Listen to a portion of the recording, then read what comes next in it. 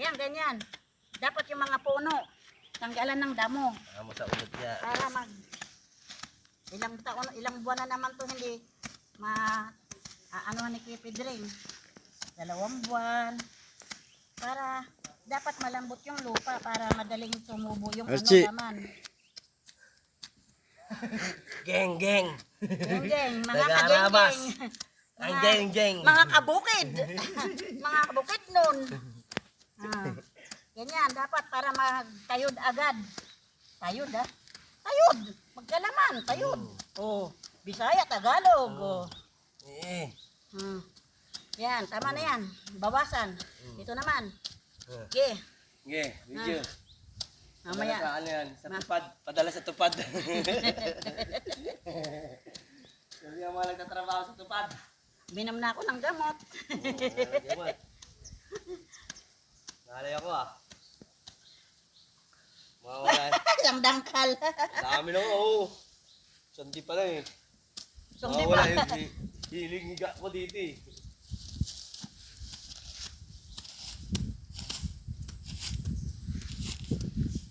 Ano sinasabi mo, Rico?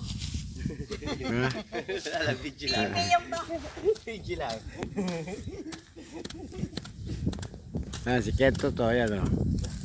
Ayan. Kung sa construction niya, kaya describe yan ang mga mga bukid nun, mga waray na mga bukid nun. Mga naggagamas. Ang hirap magtanim ng kamuting kahoy. Kailangan damuhan para magkalaman. Di ba? Ito ang kamuting kahoy, kailangan tanggalan ng damo para madami siyang maging laman. Ayan, pinya. Bali na to, bali na to. Na-video mo dito, na-video mo dati dito. May balon. Ano pala to? Lubluban ng kalakuyan. Ang dami naman lubluban. Dito pa kayo. Asaan na yung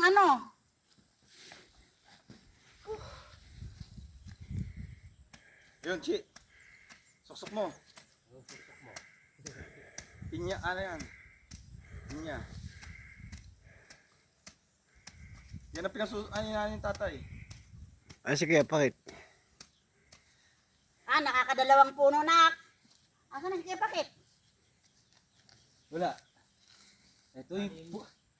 Iba yata binablog dito ito yung kapitbahay. Nakikichismis na. Uy. Ano yan? Hawaii, Kuya Pedring? Punta ka ng Rohel, manghingi ka na. Hoy, may chismis kami. Yung pulis pala na sinasabi ni Rohel na manugang.